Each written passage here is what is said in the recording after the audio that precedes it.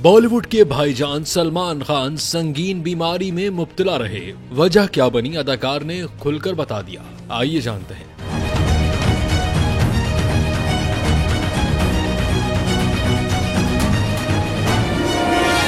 सलमान खान ने बताया है कि 2007 में फिल्म पार्टनर के सेट पर अदाकारा लारा दत्ता ने उनके चेहरे से एक बाल हटाया। तब उन्हें पहली बार चेहरे में शदीद दर्द महसूस हुआ और वहीं से उनकी तकलीफ का आगाज हुआ। उनके मुताबिक ये दर्द जिंदगी के रोजमर्रा कामों को मुश्किल बना देता था। नाश्ता करने में 1.5 घंटा लग जाता था और दिमाग या दांतों की मामूली हरकत पर भी शदीद दर्द आने लगता था। सलमान ने कहा कि वो इस बीमारी के बावजूद काम जारी रखते रहे, चाहे उनकी पसलियां टूट जाएं और मलफॉर्मेशन जैसे मसाइल हों।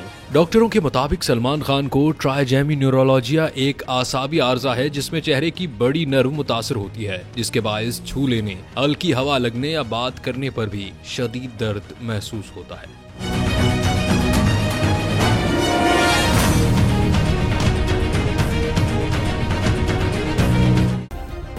सब्सक्राइब करें और बेल दबाएं ताकि कोई खबर रह न जाए।